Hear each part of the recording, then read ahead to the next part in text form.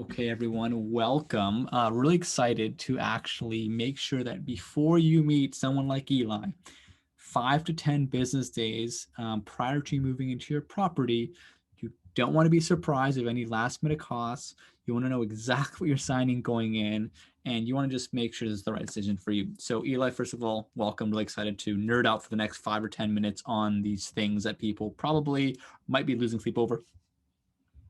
Absolutely, Paul. Yep, I'm excited. Let's review some paperwork. I can't think of a better way to spend a day. No kidding. So why don't you share your screen and high level, guys? I'm going to go over this. There's about a handful of things we're going to go over. I'll just give you a bit of the agenda for the next little bit, and then Eli's going to show them. So first thing is what you're going to be looking at is it's going to be, of course, the loan agreement with TD. Assuming that's your bank. It could be any other lender, of course. You're going to go over which bank accounts are going to make your monthly payments. You're going to go over buyer's documents that actually let you legally own the property, such as land title and survey authority document. That's a mouthful. Property transfer tax return, a few other documents like that, maybe even strata documents. And then also, the last part is really understanding how much down payment and total cost you need to give Eli uh, to put in trust to transfer on your behalf. That's really, really important. That's going to be things like strata fees, first and last month's rent, which I had no idea was a thing. You might even pay property transfer taxes early. There's other costs, and we'll go all over that. But first and foremost, so Eli, people sign this commitment letter that has all the terms, and they sign a bunch of things. Now they got to sign another document called a loan agreement. Can you explain what that is and how that's at all different from the commitment letter as a first step?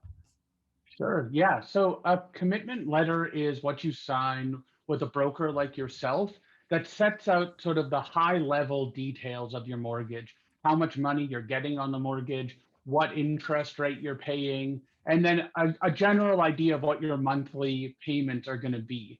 You go through just kind of and you give the bank enough information for them to satisfy themselves that they can actually give you the money and they're getting the security that they need.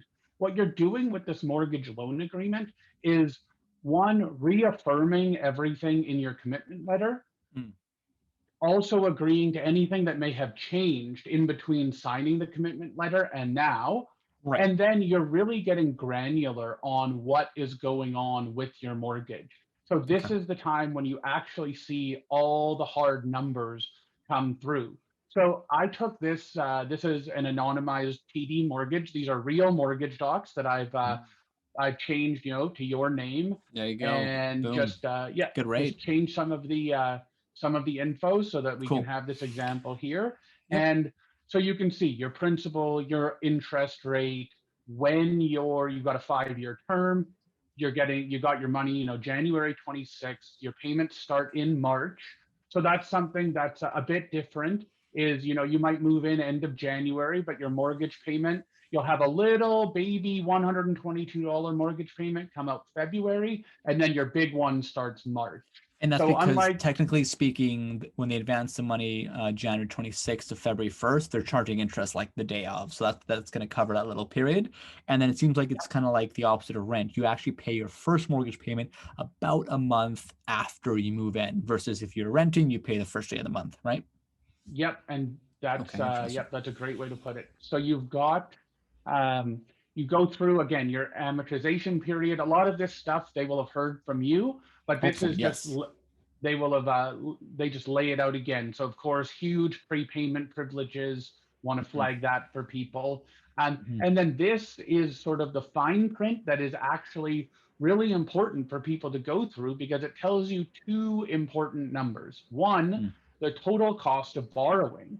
So mhm, that tells you how much the interest that you're actually paying. So on your, call it $500,000 mortgage, in those 5 years, assuming mhm, the interest rate stays the mhm, same, you're mhm, paying about just shy of $35,000 in interest. mhm. And then if you add that to what you're actually paying from your principal, your total borrowing, meaning the amount of money that you got to pay TD Bank in the next 5 years, is 102,830. And then at the end of that process, so Yep. this is something that in 5 years you're still going to owe the bank this exact amount of money, and Yeah, that's a number that you won't see on the commitment letter. That's of course. something that Interesting. and that's something that that's probably the most important number in your entire financial portfolio to keep track of, is how much money you owe on your mortgage.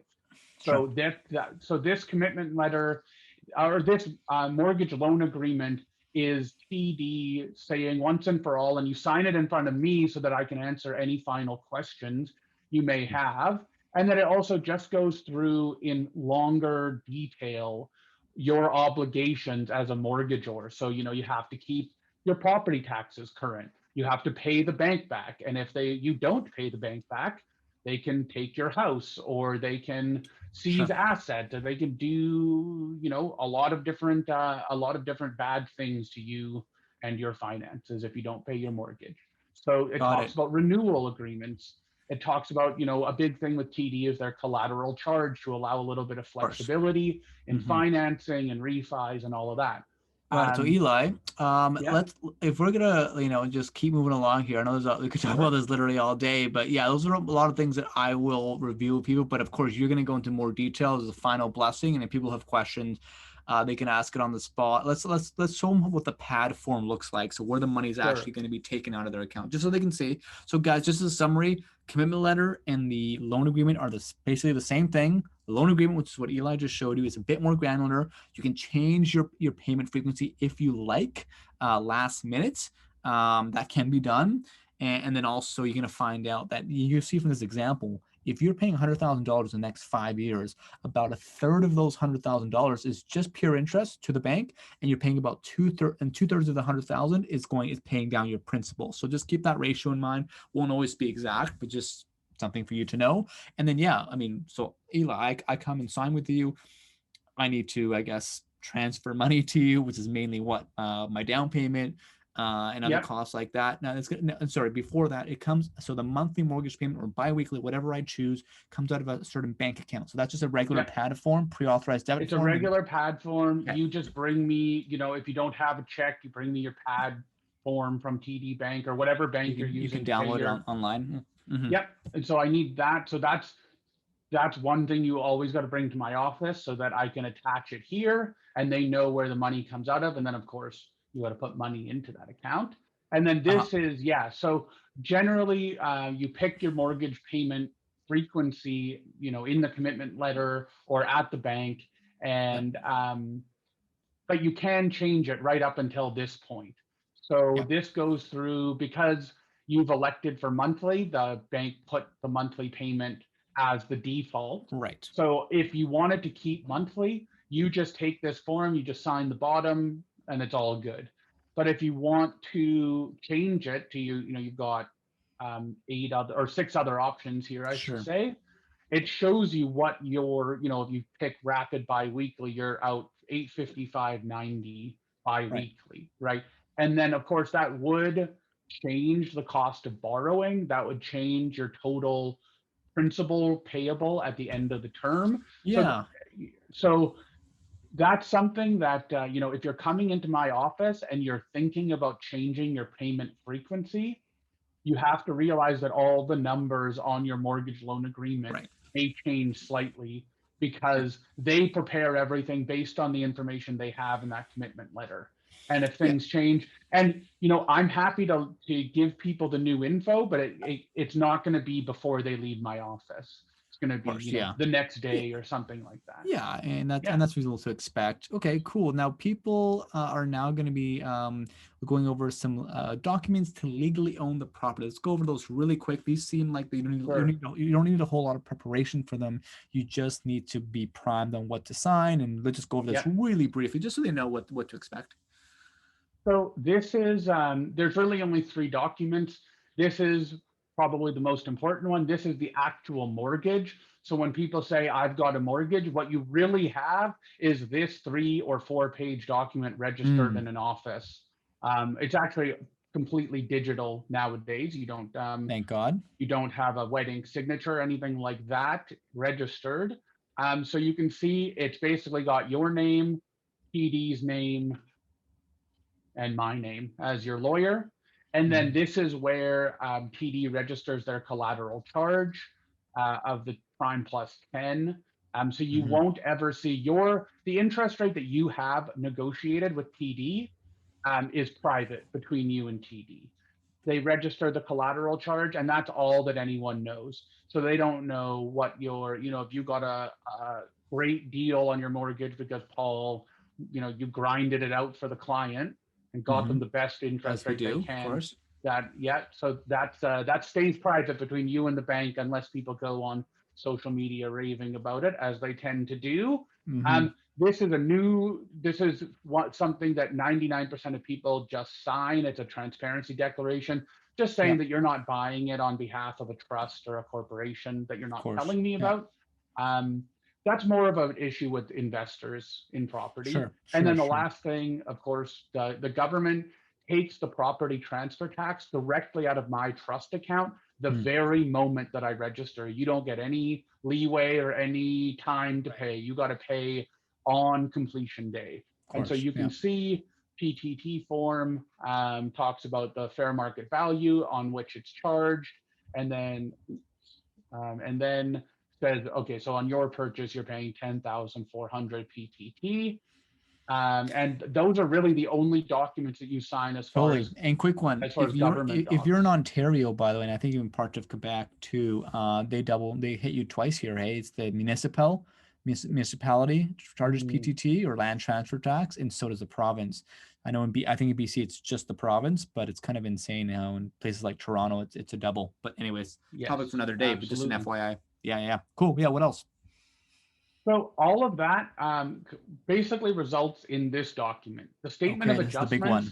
Yes. This is definitely the most important document in the whole transaction, because this is all the money in and all the money out. What a lot of people may not realize is that the primary role of me as the lawyer is getting the documents done, but mostly handling the money. All the mortgage money comes into my account. All the down payment comes into my account, and I'm responsible for paying. Even though the seller pays the realtor commissions, it comes from me. I write those checks. So interesting. Yeah. So, and it doesn't even show that on this piece of paper, because the lawyer, I do all the documents for the seller too. And because I'm acting, I do all the documents for everyone. I do all the checks, all of that. The only check I don't write is from the seller's lawyer to the seller for whatever the balance is from their sale. So what we have here is all the money in and all the money out. We call money, the money that has to come into my account is the debit column, and the money that has to go out of my account is the credit column. You can see at the bottom here, they match. It's always important that they match. So I'll just run through this super quick. Sure. You're buying a $620,000 place. There's 10,400 in PTT. You've already put 30,000 down on subject removal. So that money's already in the account. That's why it's in credit. You're getting $495 in your loan from TD. These are adjustments. We might have to do another video on how these are calculated. But basically, this is the property tax, not transfer tax, the property tax that you will have to pay yearly.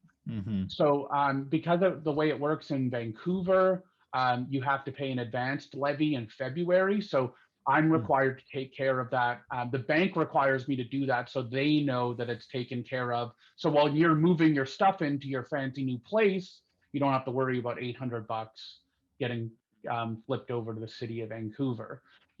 I pay your move-in fee, so you don't have to worry about that. A lot of this is sort of peace of mind for you as the borrower and the person moving and things like that.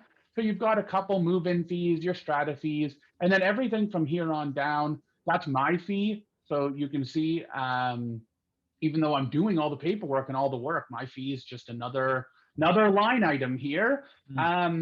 And then we've got all of these. This is the cost of me doing the due diligence for you. So making sure you're actually getting what you're buying, making sure that you have the appropriate insurance and protections in place. And then, state of title certificate, that's making sure that's the proof, the final proof that you actually own the place. So all of this comes down to one big number, and that's the funds required by Paul to complete. This amount, the 107,721, is basically the difference between your purchase price and your mortgage Mm-hmm. plus all of these other little costs.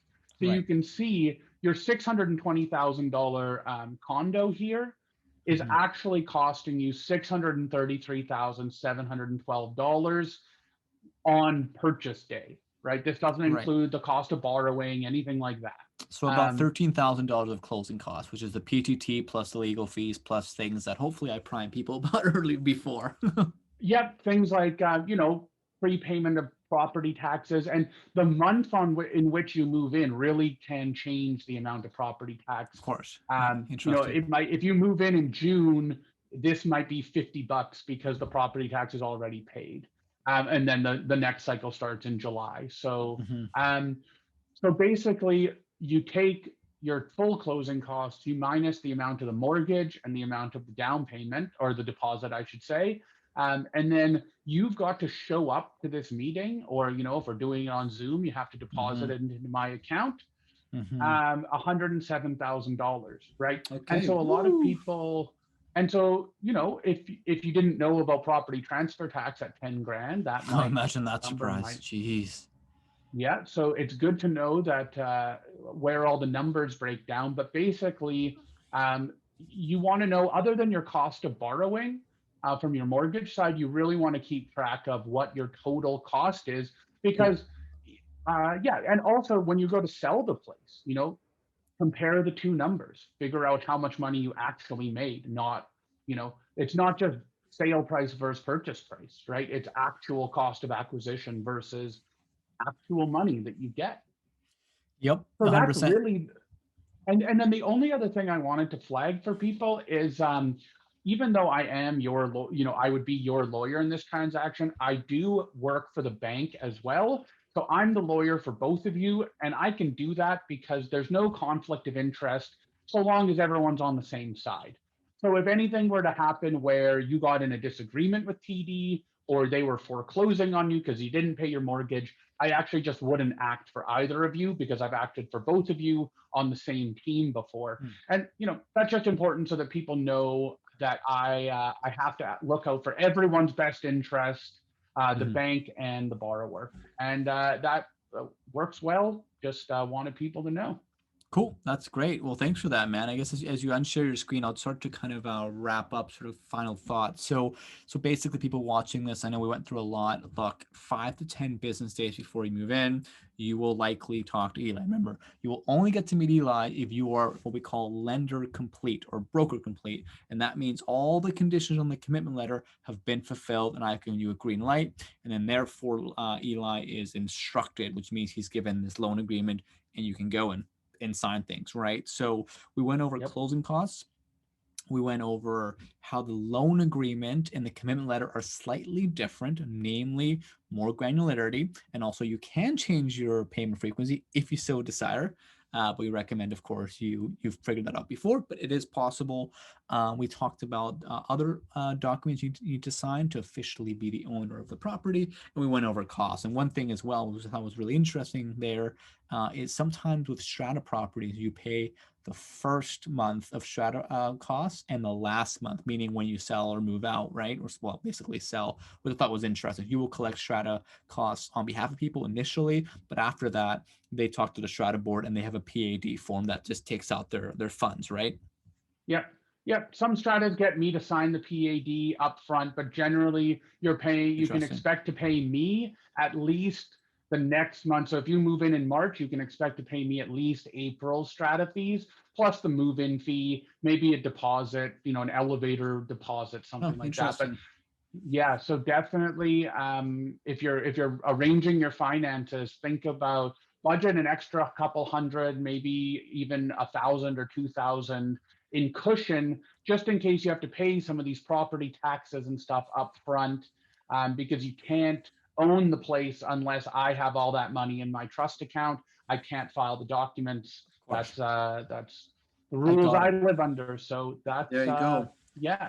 And One Paul last always thing does a is great job of sending me well-educated, Yes. well-prepared As well clients. as well as I can, man. Now, actually, one last thing here is first-time buyers who want to apply for all the homeowners grant, which I saw in one of your line items, $570 a year. They can at Mhm. least take off the property taxes. There's a whole bunch of other first-time buyer programs. Are those things they figure out with you before, during, or after to get those subsidies? And are you the person to So talk to that about? I am the person, the only first-time home buyers initiative that I deal with is the exemption from property transfer tax. Okay. If you're dealing with the initiatives through, say, the CMHC, or if you're dealing with the homeowners grant, those are dealt with depending on what it is. If it's CMHC, it's before you come and see me. This If is it's the the default mortgage homeowners insurer. grant, yeah, if it's the homeowners grant, that's with the city of Vancouver, whatever municipality. So that's you deal with when you set up your property transfer tax account, which if you're just moving into Vancouver, you'll have to set up when you move in, and that is you'll enter in Vancouver into a different pad agreement directly with the city on that. So the only first time home buyers thing people can ask me about really is PTT, and that's something where you're only exempt from PTT if the property is less than 525,000 and you're living in it and you've never owned property anywhere in the world and you're a Canadian citizen. So that's the yeah, that's what I can help with. Cool, Eli. Thanks for your time. I see your way to get in touch with you is prominently displayed in the top right-hand corner of your ceiling. That's a really cool thing to put on your ceiling. Yes, it's How painted else right can we get in on. touch with you? You can find me on LinkedIn, Eli Zbar. You can find me on LinkedIn is the best way, or this is my closing cost calculator app, pricemyconveyance.com. You can go to aurorazabar.com. Price My Conveyance will get you there too. Or you can ask Paul how to get in contact with me. Cool. Love it, Eli. Thanks for your time, man. Really appreciate it. Thanks, Paul. Have a good one. Yes, you too.